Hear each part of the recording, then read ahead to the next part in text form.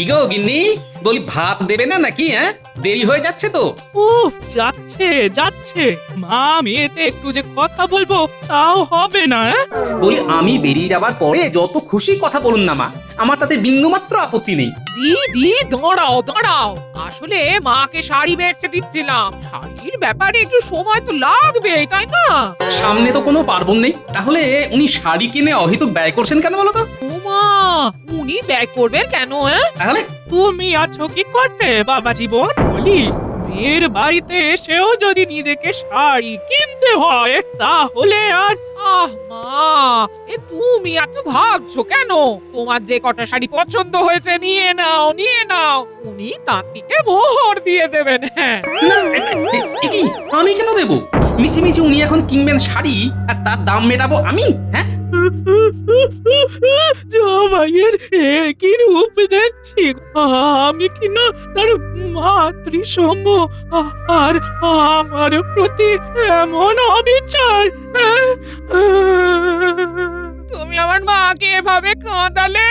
যাও যাও, শিগগিরই মায়ের কাছে ক্ষমা চাও। হ্যাঁ, কি মা, তুমি সকাল সকাল কাঁদছো কেন? জামাই অপমান করেছে। চল চল বাবা, চল আমরা এখান থেকে চলে যাই। ছি ছি ছি ছি ছি ছি ছি ছি, আমার মায়ের 2-3খানা শাড়ির দাম দিতে হতো বলে তুমি এমন করলে? মা যে এখন বাড়ি থেকে চলে যেতে চাইছে। আচ্ছা, বাড়িতে তোমরা সবাই মিলে কি নাটক শুরু করলে বলো তো? ও এই ব্যাপার, শাশুড়ি মাকে 2-3খানা শাড়ি আর ছোট ভাইয়ের সুমান শালককে সাহেবের মতো প্যান্টুলুন কিনে দিতে হবে বলে জামাই বাবুর এত রাগ! বাবা কি কিপটে রে বাবা! কি সাহেবদের মতো প্যান্টুলুন? হ্যাঁ তো, খুব ইচ্ছে ছিল, বহুদিনের ইচ্ছে, কিন্তু অনেক দাম বলে না ওই বানাতে দিতে পারছিলাম না। তবে এখানে এসে ভাবলাম বানিয়েই নি, জামাই বাবু দাম মিটিয়ে দেবে। কি জামাই বাবু? কি সর্বনাশ! না আমি দেবো শাড়ির দাম, না দেবো আমি প্যান্টালুনের দাম। তোমরা যা খুশি করো।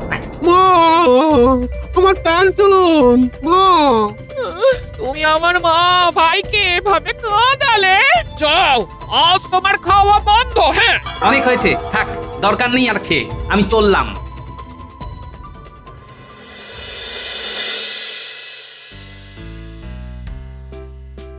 তাহলে সব হিসেব এই বিগত 6 মাসের মিলে গেল, তাই তো? হ্যাঁ মহারাজ, আমি আছি, আর না মিলে যাবে কোথায়? কারণ হিসেবে গড়মিলটা তো আপনি ভালো করতে পারেন মন্ত্রী মশাই। কি হচ্ছেটা কি? আবার তোমরা এসব বাঁকা বাঁকা কথা বলা শুরু করলে। আজ সকলের অনেক পরিশ্রম গেল। চল, আজকের মতো আমি সভার ইতি ঘোষণা করছি। সভার এখন ইতি হবে না, কারণ দেখুন প্রহরী আসছে, হাতে ধরা আছে তার পত্রখানা। বাবা, এখন আবার কার পত্র? খন বলছে এ পত্র নবাবেরই হবে। নবাব বাহাদুর তার দূতের মাধ্যমে একখানি পত্র পাঠিয়েছেন। হ্যাঁ, দাও দাও দাও। গোপাল, পত্রটা পড়ো তো দেখি। মহারাজ, নবাবের পত্র তো, জানি না কি আছে ভিতরে, তাই চলুন এই পত্রটা ছাদে গিয়ে পড়ি। বাইরে বেশ হাওয়াও দিচ্ছে, আর পত্রের ভেতরে কিছু মারপ্যাচ থাকলে হাওয়ায় মাথা খুলবে ভালো মহারাজ। তবে তাই হোক, তাই হোক। তাই হোক।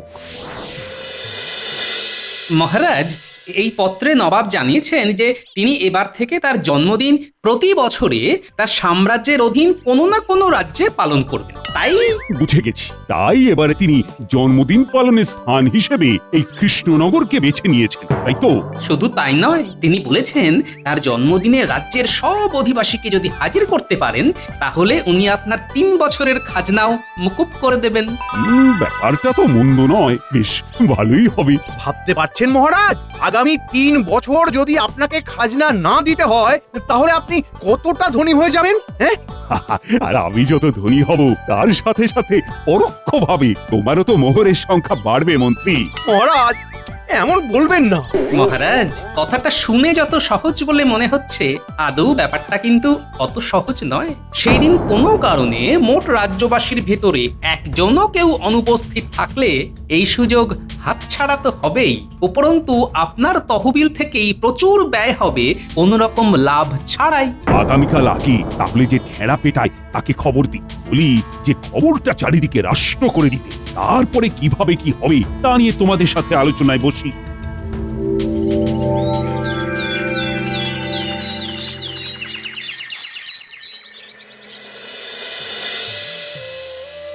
রানী, তুমি আজ নিজেই পেয়ালা নিয়ে আসলে। হ্যাঁ, ভাবলাম আপনার সাথে গল্প করতে করতে একসাথে চাটা খাবো আজ। তা বেশ করেছো। জানো তো, ওই নবাবের ব্যাপারটা নিয়ে না বেশ চিন্তায় রয়েছি। এটার জন্য বেশি ভাববেন না মহারাজ, আমি তো আছি। আমি নিজের হাতে ওনার জন্য আর গোটা রাজ্যবাসীর জন্য পায়েস রাঁধবো। তুমি ভেবেছো রানী এই এত লোকের জন্য পায়েস রাঁধবে? মহারাজ, আপনি যখন এতজন লোকের ভালো মন্দ নিয়ে ভীষণ ভাবে চিন্তা করেন, তখন আমি কি কিছু বলি? আপনাকে বারণ করি? না, কিন্তু আর কোনো কিন্তু নয়, কথা তো হয়েই গেল। এবারে বাকি ব্যবস্থা আপনি করে ফেলুন মহারাজ। মহারাজ, কি ব্যাপার, গিয়েছিলে ঢেড়াবাদকের বাড়ি? আগে হ্যাঁ মহারাজ, সেইখান থেকেই আসছি আর কি। বলো, কি বললে সে? কিছুই বলতে পারেনি, কারণ তার ভীষণ জ্বর আর সর্দি কাশি, গলা দিয়ে কোনো রকম আওয়াজই বেরোচ্ছে না। কি সর্বনাশ! তাহলে আমি এখন দিকে দিকে কি করে খবরটা ছড়িয়ে দেব রানী? মহারাজ, এতটা উতলা হবেন না। প্রহরী, তুমি এখন এসো। উতলা না হয়ে কি পারি বলো? শুনুন মহারাজ, আমার মাথায় একটা বুদ্ধি এসেছে।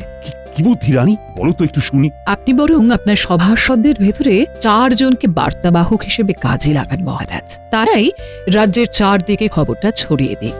আপনি তাদের বলুন, নবাবের জন্মদিনের দিনে সব থেকে বেশি লোকের উপস্থিতি যে ঘটাতে পারবে তাকে আপনি 500 মোহর দেবেন। কিন্তু নবাব যে বলেছেন রাজ্যের সকলকে উপস্থিত থাকতে। নবাব তো বলবেনই, আপনি সভাসদদের একবার পুরস্কারের কথাটা ঘোষণা করে দেখুন মহারাজ। পুরস্কারের কথা শুনলে সকলেই কাজটা ঠিকঠাক ভাবে করতে তৎপর হবেন। বেশ, তাহলে আজকেই কথাটা ঘোষণা করব। এই সবার শরীর ঠিক তো? আসলে কালকে তো খুব পরিশ্রম গেছে সবার, তাই আমি ইচ্ছে করি আজকে দুপুরবেলা সভা বসানোর সিদ্ধান্ত নিয়েছি। মহারাজ, বলছি কি, আজকে ঢেড়াবাদক ঢেড়া পিটিয়ে খবরটা কি রটিয়েছে? আসলে কিছু শুনলাম না তো, তাই জিজ্ঞাসা করছি। হ্যাঁ, সেই ব্যাপারেই তোমাদের সাথে আমার একটা জরুরি কথা আছে। কি কথা? কি কথা বলুন না মহারাজ।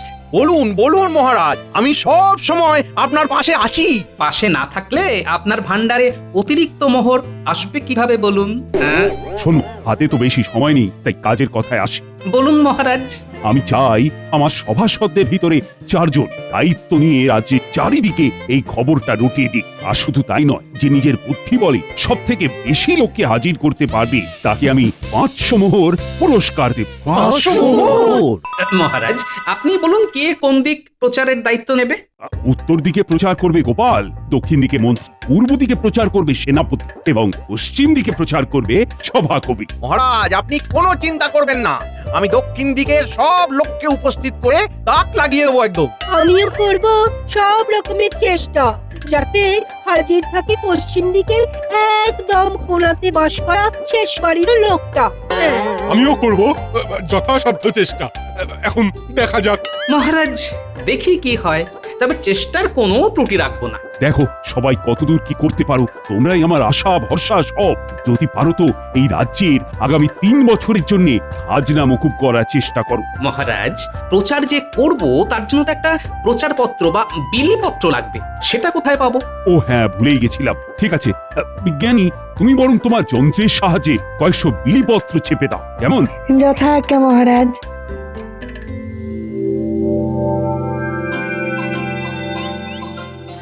কালকে ভোরবেলায় উঠেই বেরোতে হবে, না হলে আবার দেরি হয়ে যাবে। গোপাল দাদা, ও গোপাল দাদা, একটু শুনে যাও। আজকে মিষ্টি নেব না রে ভোলা। মিষ্টি দিতে হবে না গো, কিন্তু তোমার শ্যালকের মিষ্টি খাবার দামটা তো দিয়ে যাও। কি, আমার নাম করে সে মিষ্টি খেয়ে গেছে? হ্যাঁ, দাও দাও দাও, 6 মোহর দাও দেখি। আজ আমার একদিন কি ওর একদিন, মজা দেখাচ্ছি ওর। হ্যাঁ বাবা, যতদিন থাকবো তোমার হাড় মাস সব একেবারে কালি করে ছেড়ে দেবো গোপাল ভাঁড়। চাপড়াবে এখন শুধু কপাল। হ্যাঁ।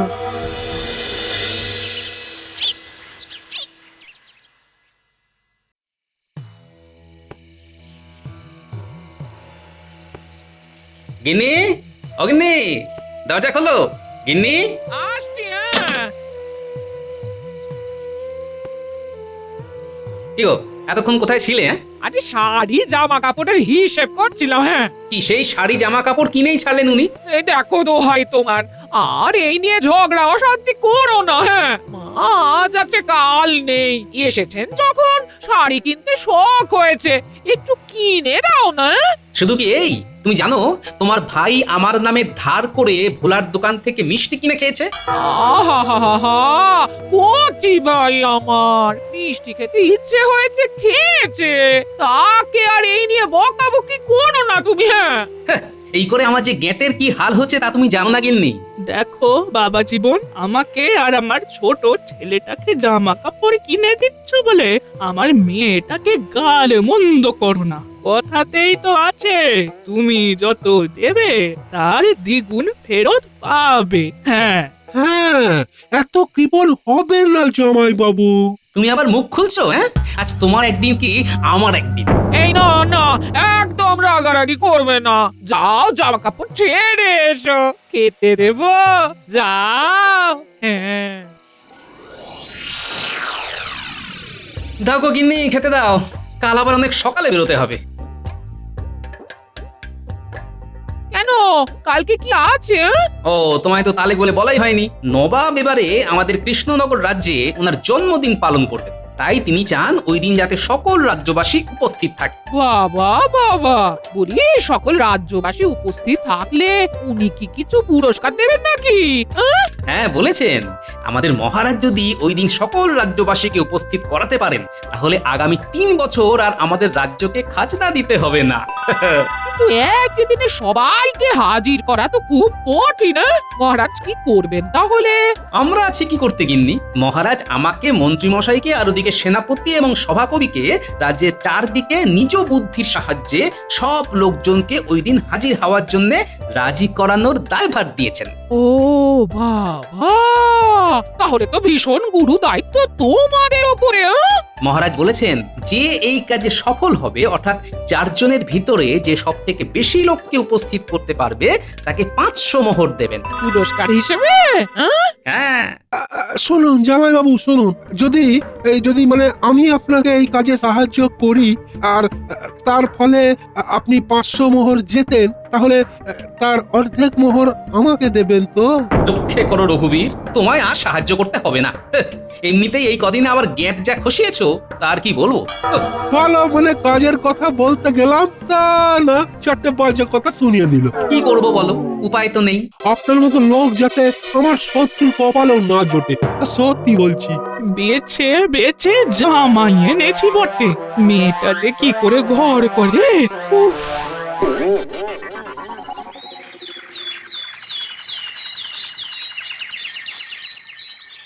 কি তাহলে সবাই প্রস্তুত তো?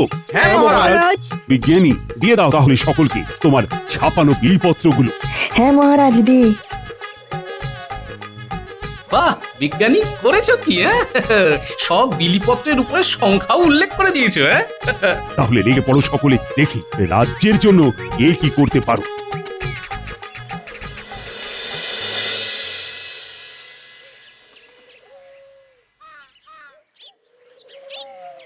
ও গোপাল দাদা, আমায় ডেকেছো কেন? হ্যাঁ তুমি এসে গেছো, বাহ বাহ বাহ। শোনো শোনো, তোমাকে আরেকটা বিশেষ কাজে ডেকেছি বুঝলে, মানে তোমাকে আমায় একটা কাজে সাহায্য করতে হবে। বলো গোপাল দাদা, কি কাজে সাহায্য করব?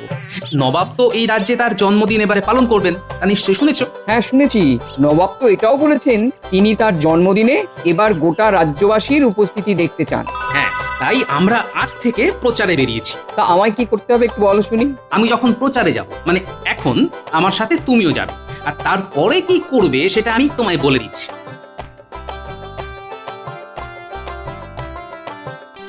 আচ্ছা গোপাল দাদা। বাড়িতে কেউ আছেন? কি চাই? আগে নবাবের জন্মদিনের আমন্ত্রণের বিলিপত্র, ওই দিন কিন্তু সপরিবারে আসা চাই। আমারও সব লাগবে না, আর আমরা যাবো না। কি ব্যাপার গোপাল দাদা, কি বিলি করছো? নবাবের জন্মদিনের আমন্ত্রণের বিলিপত্র নিয়ে যাও ভাই। না না না, আমার লাগবে না। লাগবে না মানেটা কি? হ্যাঁ হ্যাঁ, আসছি তো, মেরো না। নিচ্ছি আর অবশ্যই আসবো। হ্যাঁ মনে রাখো লাঠির বাড়িখানা। দাদা ও দাদা দিন দিন দিন আমন্ত্রণ পত্র দিন, আমরা আসবো।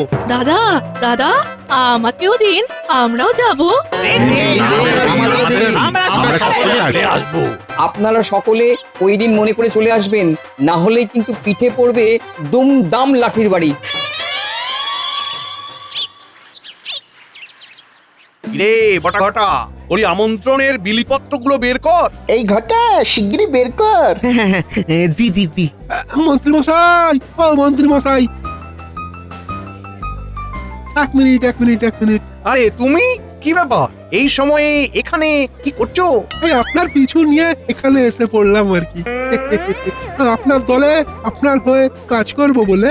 না, আমার আর কাউকে দরকার নেই। আমার বটা ঘটাই বাঁ হাত আর ডান হাত। আরে মন্ত্রী মশাই, আমাকে একটু অজুহাত হিসেবেই নিন না, কি আছে দেখুন না কেমন কাজ করি।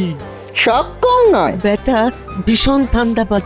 যাকে প্রচারের সাথে সাথে আমন্ত্রণ পত্র বিলি করি। করুন করুন, ঝটপট করুন মন্ত্রী মশাই।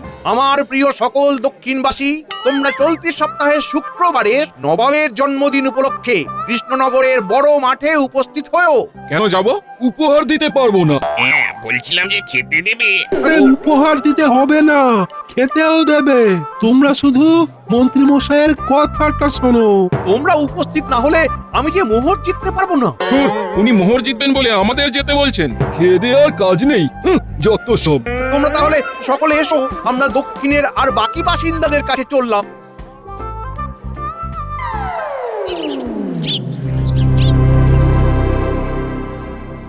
শুনুন মন দিয়ে পশ্চিমের সকল আপামর অধিবাসীগণ, দয়া করে চলতি সপ্তাহের শুক্রবারই নবাবের জন্মদিনে হাজির হয়ে করবেন নিজ নিজ আসন গ্রহণ। যাব খেতেও দেবে। বেশ যাবো। কি গো, খুব ক্লান্ত মনে হচ্ছে। এই দালানে বসে বসে ঢুলছো যে। হ্যাঁ, খুব ক্লান্তি গেছে গো। তবে কাজ খুব ভালো হয়েছে বুঝলে। আসলে যা একখানা ফোন দিয়ে এটেছি না। আমি তো জানি তোমার মাথা ভরা বুদ্ধি গিজগিজ গিজগিজ করছে। কিন্তু এই তুমি তো ঘরের ভেতরে একটু বিশ্রাম নিলে পারতে। আর ঘর বাড়িতে তো কাকপক্ষী বসার জন্য এই তো আমি কোন ছাড়। দেখো দেখো, আমাকে নিয়ে কি সব যা তা বলছে গো। যা তা নয়, একদম ঠিক কথাই বলেছি। এই, একদম ঝামেলা নয়, সবাই চুপ। বলছি খেতে চলো। হ্যাঁ, ইলিশ রেখেছি, ইলিশ তোমার জন্য বড় 2খানা টুকরো তুলে রেখেছি। আহা, তোমার হাতের রান্না ইলিশ। এই মেয়ে, বলি জামাই আর ভোম্বলের মতো চেহারাখানা দেখ, ওকে খবরদার 2খানা মাছ দিস না। তার চেয়ে বরং তোর ভাইকে দে, ওর চেহারা একটু লাগুক। দূর বাবা, খাবোই না, যাও।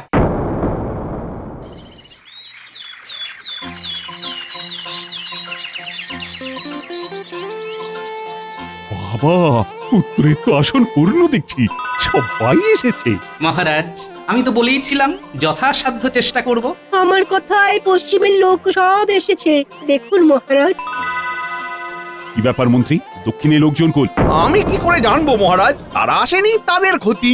দক্ষিণের লোকজন আসেনি, কারণ দক্ষিণে গিয়ে মন্ত্রী মশাই বলে এসেছেন সবাই আসলে তিনি অনেক মোহর জিতবেন। তা উনি মোহর জিতলে সাধারণ লোকের কি? তারা আসবেই বা কেন বলুন? তাই তো বেশি জন আসেনি। ছি মন্ত্রী, তুমি ওখানে গিয়েও লোকজনকে লোভ দেখিয়েছ। ওদিকে শুনলাম সেনাপতিও শুধু প্রচার করতে বেরিয়ে লোকের বাড়িতে খেয়েছে আর নিজের শরীর চর্চা দেখিয়েছে। তাই দেখুন পূর্বের আসনও কেমন খালি পড়ে রয়েছে। কি অবস্থা! আচ্ছা গোপাল, তোমার কৌশলটা কি ছিল শুনি, যে এত লোক এসেছে? মহারাজ, আমি পুঁটির বাবাকে নিয়ে প্রচারে গিয়েছিলাম আর পুঁটির বাবার পিঠে একখানা কুলো বেঁধে দিয়েছিলাম এবং ওখানকার আশেপাশের লোকের সামনে এমনটাই দেখিয়েছিলাম যে কেউ আমন্ত্রণ পত্র গ্রহণ না করতে চাইলে পিঠে পড়বে দুমাদুম মার। ও তার মানে তোমরা অভিনয় করেছিলে তাই তো? হ্যাঁ, লোকেদের সামনেই আমি পুঁটির বাবাকে আমন্ত্রণ পত্র দিতে চাইলে সে প্রথমে নিতে অস্বীকার করে, আর সে অস্বীকার করতেই পিঠে লাঠির বাড়ি দিই। এদিকে পিঠে তো কুলো বোধা, কেউ বুঝতেই পারেনি, তাহলে সবাই মারের ভয়েই এসেছে। যত ছল চাতুরি! আর তুমি তো চাতুরি করেও ব্যর্থ হও। শুভ জন্মদিন নবাব। বারবার আপনার জীবনে এই শুভ দিনটি আসছে রে। ফিরে আমিও বুড়ো হচ্ছি এভাবেই ধীরে ধীরে। শুভ জন্মদিন। ধন্যবাদ ধন্যবাদ। কিন্তু জাহাপানা বলেছিলেন এই কৃষ্ণনগরের সকলকে এই দিনে উপস্থিত থাকতে। দক্ষিণ আর পূর্ব দিক তো একেবারে ফাঁকা দেখছি। অপরাধ নেবেন না নবাব বাহাদুর। আজকের দিনে আমি কৃষ্ণনগরে এসে খুবই খুশি হয়েছি। যদিও সকল রাজ্যবাসী আসেনি, তবু যারা এসেছে তাদের উপস্থিতিতেই আমি সন্তুষ্ট। তবে আমি তাই বলে 3 বছরের খাজনা মুকুব করতে পারছি না। 1 বছরের খাজনা মকুব করুন জাহাপানা। হ্যাঁ, 1 বছরের করলাম। গোপাল, তাহলে কি হবে? কি আবার হবে, বাকি 2 বছর মন্ত্রীর বেতন থেকে কিছুটা করে মোহর কেটে খাজনা দেবেন। হায় হায় হায়! বেতন কাটলে আমি খাবো কি?